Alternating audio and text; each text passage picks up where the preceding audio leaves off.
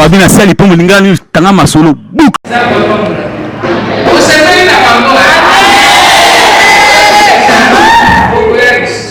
Alors chaque année, mon Christ Nyonso, Maman Nyonso, il y a congrégation, il y a Christo, et Seigneur Atambola tel moment spécial, le baptême spécial. Alors, on va les rechercher la paix et la sanctification, sans laquelle personne ne verra Dieu. Yambalo Balobini, marchons selon Dieu. Parce que la vision de la mission, vous voyez, il y a un malade, mission doit encourager à comment souffrir. Vision de la mission, Zali, nous tout abonnons. Mission Jésus-Christ, avec la main au Kiripo, va te demander la salle à Nini. Sauf au Koutani, dans le salle à nous appeler à ça de torturer la âme, à ça de critiquer la âme, ou à ça de sanité. Biso, nous faisons ma belle Yamaï. Nous allons faire ma belle Yamaï. Yamaï, des Kazaria, mais Azala, restaurer. Nous allons la restaurer. Voilà la vision de Biso Christo. Amen. Alors, marchons avec Dieu pour l'attendre. Il faut que aller connecter le passage. Nous avons la Genèse, chapitre 5, verset 22 avec 4. Nous avons la Acte, chapitre 10, verset 38. Genèse, chapitre 6, 8 à 9. Nous souffrons de ça. Amen. Nous avons besoin de ça. Vraiment, Amen. Au gagner à ma place, Yesu Nyatini. D'ailleurs, nous surtout est accompli. Donc, nous sommes qui s'accapent, nous sommes qui est la prière. Diable a une calamage, car il y a force. Le bas, il y a force. C'est comme il y a malade. Oh, Satan, on a des gars, il y a un gâteau, on a un sucre, on a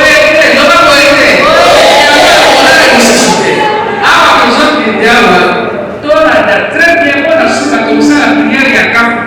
Amen. Alors, nous avons pas maté à 5 nabisos, total de la élongona. Wane la kisi pour le Yanzan. Pas maté, ça, comme on t'a pour l'élongona, donc on peut aller, donc on peut aller. Ni les choses que ça, à cause ça, la mission de ma camp exceptionnel, de pas ma camp exceptionnel. Oh, déjà, on t'a pour la Yanzan, na solo na l'okutate. Parce que nous sous comment na yebo yaza koseka. Koloes kota na modelo. Mais na modelo na yekiti wana eza elo mususu. Mais voilà kotia Yesu Kristo kiti aza ko diriger pe aza ko tambula na Nzambe akomona na makambo mene. Amen. Oh, dans les années de témoin ko pesa na témoignage. Donc tango ya Yesu Kristo ko na mokonzi pe mobikisi directement kama na Yesu Kristo. Loba kama na Yesu Kristo. Papa Kelia Zali Zela Bongo Ipe Jean 14 verset 6. Veille à Yesu Kristo. Yesu Kristo Zali Zela Bongo Ipe Bongo Bikis. Bongo ça la raconte. Bana déjà pour tambour naï. Parce que ce que je tambour naï Yesu Kristo y a sa lumière. Lumière est ça la vie et l'église à l'agneau. Le bas lumière et l'église à l'agneau. Ce qui bouillard et avec un jour de la vie, na molini soit évoqué. Jésus Christ a le la caténaire, le bas de la caténaire. Jésus Christ a l'excellence de la côte pour la pouvoir faire un pouvoir côté. Mais à combien de mal pas y a mais quel est Jésus Christ?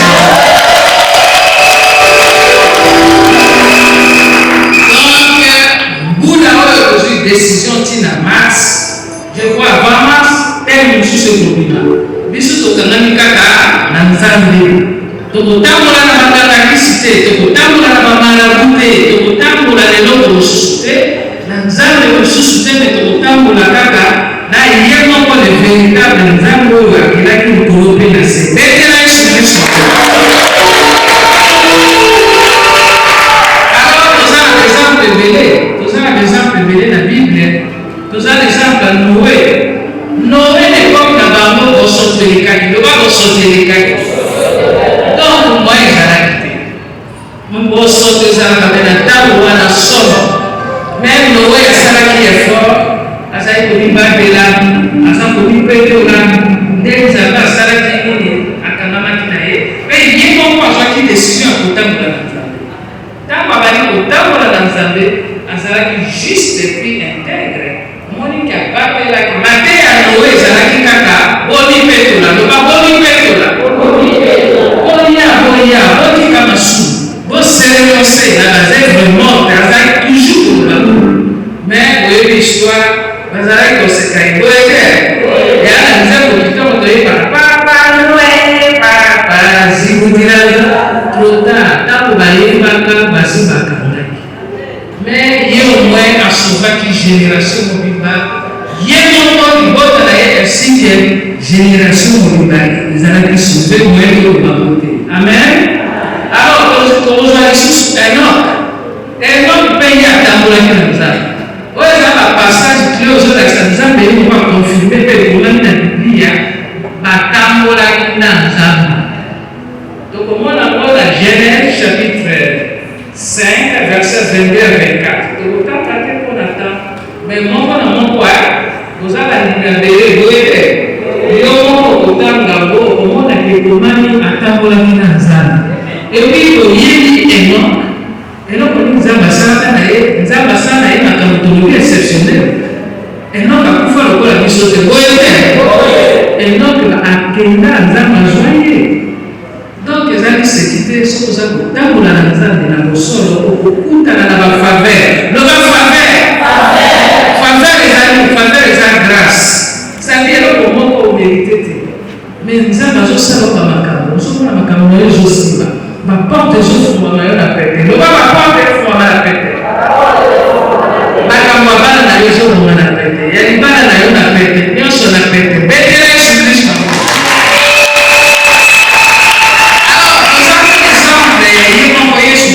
Voilà totalina. Acte chapitre 10, verset 38. Jésus-Christ a battu que les derniers ont eu. À quel public qui s'appelle Quand la Bazara qui n'a pas pris à diable. Mais à Zara qui n'a pas. Parce que ce qui nous a mis à la réalité, Zara qui passe derrière, oui, mission Yeshua qui a une mission difficile.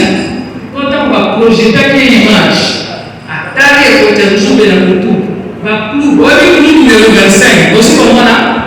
Loué à mon aide, les qui vont tomber taillés, il y a un peu de qui passe. Il y a un monde qui a taillé, pour ça, la vie comme elle vient prier la vie dans une mission mentale. Alors, à Zaraki dans Zambé, on a reçu. Et puis, là, nous sommes souvent qu'on a vu ça à part. Donc, on a vu ça à part. Abraham a Zaki dans le premier mois en tête. Le premier mois en tête. Imaginez moi dans une passe. Dans 100 ans, vous voyez l'histoire, faites-moi la promesse. Bien, moi, nous avons le souper sans taille. Est-ce que faites-moi la vie peut-être? Mais Abraham a Zaki nous a conduit à solo. Pas conduit à solo. Oui, il a raté. Alors, Abraham a taillé la vérité. Il y a un peu ça qui doit nous. Voilà la carte d'ailleurs. Sauf que je vais essayer de faire ça ici. Donc, Abraham a Zaki n'a foi au sacralité. Et puis, il y a une fidélité pour moi dans la casse. Abraham a été aussi obéissant. Donc, moi, je suis dans Jacques chapitre 2, verset 23, on va dire Abraham a convaincu de mis en Zambie. Quand on a dit que son homme n'a pas mort, alors il dit quand je l'ai, la pauvre médaille a commencé à mis en Zambie. Ce qu'on lui pose à la mis en Zambie, tant qu'on a toujours un homme là. Tambola na yeye ngo na mimi na yeye tambola na yeye ngo kumona mambo mengi soki na yote na bana na yote mbali na yote leo Yesu Kristo alors Abraham a makasi à cause de l'obéissance na yeye apambola makasi comme dans Genèse chapitre 12 verset 1 à 3 les a 7 bénédictions au biso ngana yo nous hérité nous takozo comme ça nous avons zo sambela. Elle mérite qu'on a mis à Zali, moi et Abraham, oui, à partir de Galates chapitre 3, 14. Tant qu'il y a mis Jésus-Christ d'office, 7 bénédictions on a commis en mission. Et c'est votre Donc, Bamouna et Alario, Bamouna et Zali. Imaginez les amas au bout de la rue. Il y a un petit système. Bamouna et puis à bénir comme Abraham. Yo, nous avons à ça que comme de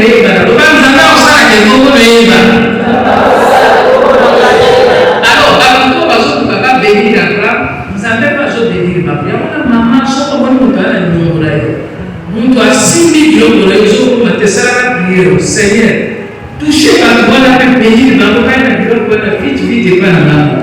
Betela Yesu Kristo. Ntango osala oyo omona bango bazwaka nini bazofuta bango te tisa bango priere wana pamba te alobaki akobénir. Pourquoi mapamboli ezoya te nga na mérité selon Galate 3:14 esengeli Seigneur papambulaka baza wapi nzambe pambola bato oyo oyebi ke bakoya kokomisa na destination na nga epi ekosala. Amen. Alors ni lisusu donc toyebi très bien na Genèse chapitre 22 17 à 18 kuna tomoni Abraham ntango aye na mwana asakrifie Seigneur ako loba Seigneur ako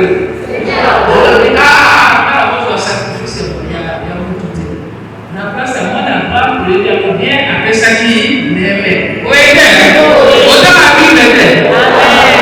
Pourquoi? Parce que moto alingaka sacrifice ya bato eza satana nde moto asacrifiaka bato. Nzambe asepelaka na yango te nde omoni atiaki mwana meme mwana kolakisa Kristo nobinobi na nsima yango mwana na ntangi ya kolia abetela Yesu Kristo comme sacrifice abiloko mole oyo akoya kolongola basuku na biso oyo ameli kotutu bamalédiction ye akoya. Epuis nini lisusu esalami eloko esalami wana aza kolakisa ete ye asepelaka kaka mpe na sacrifice ya Yesu oyo azomona makila Yesu bandeko nanga eza secret so oyeba te lelo oyebaka ntango omoni osalaki mabe telema so eza na eloko elengisaka kanda ya Nzambe loba makila Yesu ntango opresente makila Yesu Kristo ata osalaki ndenge mwambala moko Nzambe alingi aliayo makila oyo ndanga yebi valeur nango. Amen. Bekela Yesu Kristo okangami na babokutu bamalédiction ya ndenge na ndenge todemire boye te. Il faut osala révolte comment ngai na pambola te.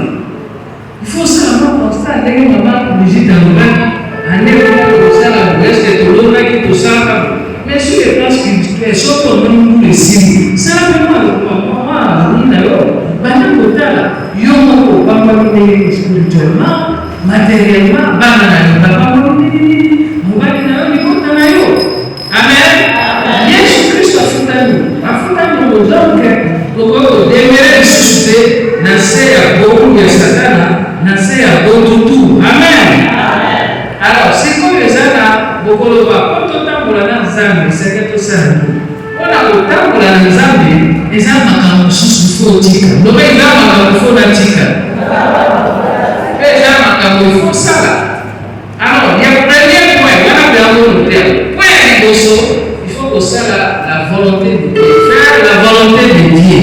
Mwana nde esika mama ya likambo loba mama ya likambo longoli biso nyonso kosala volonté de Dieu ya kisini na Matthieu chapitre 6 verset 33 wana tozosala appel toye korépondre na appel oyo ya Matthieu chapitre 6 33 kuna balobi cherchez premièrement le royaume de Dieu et le reste vous sera donné par Amen. Alors biso bakalingaka tozokomprendre balobi d'abord okola na intérêt ya Nzambe loba wana intérêt ya Nzambe oyo ayoti yango na nsima ntango yo osali boye Nzambe azokosela yo makambo mosusu ata osengi te. Amen.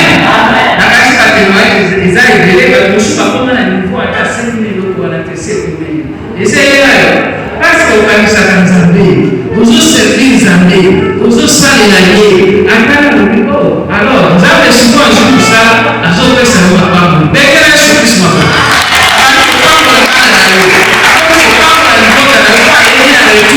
moto so napesi ye mbongo moto so napesi ye kozwi ndako na nga ekozaka bilongo te. Amen. Alors faire la volonté de Dieu elobelakisa nini nde nalobi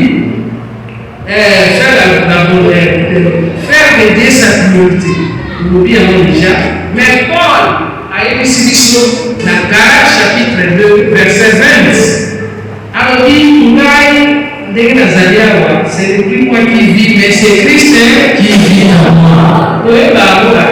Quand vous avez c'est moi qui vis, c'est Christ qui vit en moi, c'est moi qui vis, c'est Christ qui vit en moi. Je vais voir. C'est un moment où vous avez la signification de Christ. C'est-à-dire, il y a un moment de vie. Il y a un moment de la destination. Et de la roba. Quand vous avez mis Yesu, il y en a beaucoup qui ont été Yesu. Vous avez déjà crucifié, nous, vous avez crucifié. Alors, on va décider de soutenir. Nous avons décidé que Yesu Christ va s'accorder dans le thème.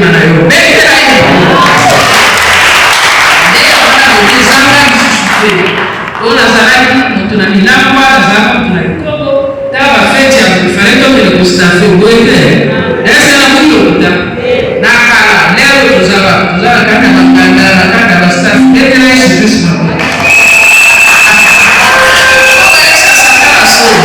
neta sibo yo bila contraire onde tuzana kiswa ndo ane sema uweze bien to peto kulia kitoko peto kulia neta Yesu Kristo.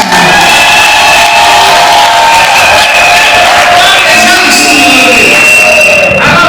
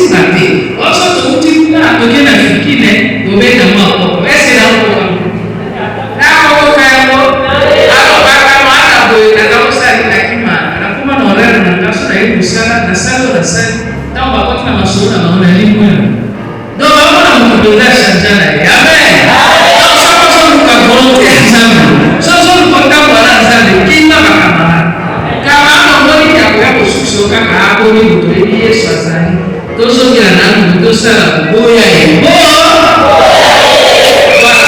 Yesu biso bakamarade bafami wana esengeli toganye bango na Kristo mais moi ezate tokoganye bango mais po totambola elongo ekosimba lisusu te po olinga olinga te na 1 Corinthiens chapitre 15 verset 33 kuna bango olinga te kofe kompani ya kobei na yo ntango balinga kokende balinga kokende sukasuka okokwera yango ifo se separe omona makambo ebele oza lisusu te ozala bango bien mais makambo akala oboyi na yo amen nini lisusu epi boyebi ntango tokolo ya ntango matata batango ya suka makambo kolo mabe alors yo kosala nini mpona na yosambela mpona na yotambola na nzambe mpo bakoyo te amen soki omoni kaka moto azoyoka te akangani na yo mpo adistraire yo akwesa kokanga na yo akokolo makolo na yo mpa ya nzambe yobelaka kosekuloba Yesu Kristo salisana mpe kanisa liwa ya Yesu kanisa makila wana esopalaki mpona yo eza na valeur makasi donc okosakana kote donc komeka te donc zala fidèle na nzambe mpo bate bolingo na ye eza makasi loba bolingo na eza makasi ye azosenga biso tozalaka fidèle aza na bolingo moko ya makasi tala eloko asalaki wana donc soki omoni distraction eliyeka yo sala nini yeba yango na telema tokoyekala nzembo oyo Yesu mpona kolakisa bolingo toza fidèle na ye malgré pasi totika bambiance totika kilongi totika kimuba tozokonfirme eza choc ya prière telema yemela Yesu Kristo po amonake tozali fidèle mpe tozala toujours na ye elongo bolingo na kaka na Yesu mpe bolingo ya suka te bolingo na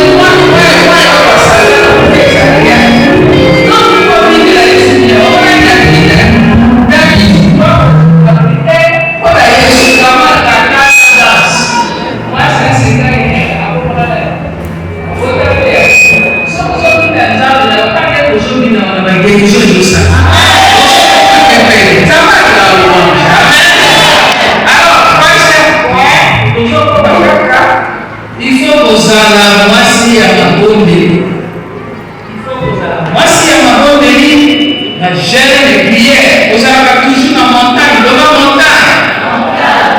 Montagne n'a pas des heures. Mais vous voyez, il y a combien? N'est-ce du saut du colo de montagne et comment un problème? Vous voyez bien, mon frère? D'accord, il y a dans la montagne, comment on monte à la maison? Mais je violet pas tout, vous faites pas et comme on a à l'origine, alors montagne et on peut les attaques à appel à la prière. Il faut que ça commence à m'envoyer. Lucas attend que la montagne fait qu'il est dans la maison de retraite. Là, on a eu une chambre spéciale, une chambre spéciale. L'ola, donc l'ola, la grande lamentation, le bas lamentation. Où Dieu est la camarade, on va y aller.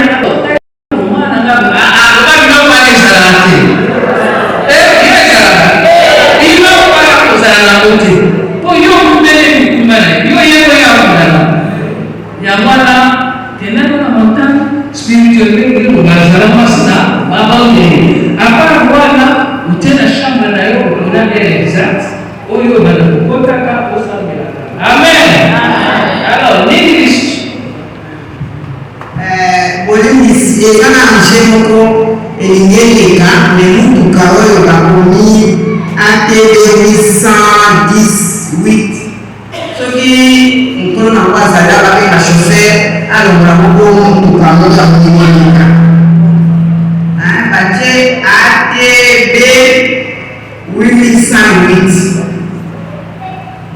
Amen. Donc il faut se ramasser dans ma bonne samedi la famille. Pour tentation et la place. Pour le bagage facile, mais pour vivre en mode ça passe. Demande l'exemple de Jésus-Christ, il est mon corps. Tant qu'on a la culture, à mon avis, que c'est facile. Tant qu'on a même un soum, un même au tout, et comme il a des problèmes. Il y a un moment qui est sur tout le temps qu'il a la désert. Tout le temps qu'il est tout simple. Dès que nous avons une décision au temps pour la langue, tout le temps au criminel, au côté. Attends, on va exagérer. On va exagérer. On va exagérer. Jésus tout le monde. Puisque il y a pas Jésus. Donc, puis là, on va lancer un peu de prière dans la vie. Donc, par référence, ces amis, ceux qui nous ont noté à Comoda. Jésus Christ a dit, comme nous l'avons dit, Marc chapitre 1, 35, Matthieu chapitre 14, 23, Marc chapitre 6, 42. Donc, il faut qu'on a des enfants à Jésus. Tout le temps, on continue à la maison de retraite, la maison missionnaire, au côté. Dans le journée, on va fréquence à prière. Fréquence à prière, maman, quand on va les aider, les agriculteurs communistes. Amen. Oh, ça, papa. D'ailleurs, il est là, ce qu'on sent de la tête, à part qu'il y a l'église, aux gens à l'horaire, mais on va dire, le papa, maman, aux gens à problème. Le dos à problème. Et il faut se problème spécial. Vous sentez la candidature, les gars pour le vivre. Alors, pour aller à Soukabaroni, pour s'abandonner, pardon, l'enjeu de pourquoi on se retire? Il faut se retirer parce que, et elle m'a dit, je suis la collection de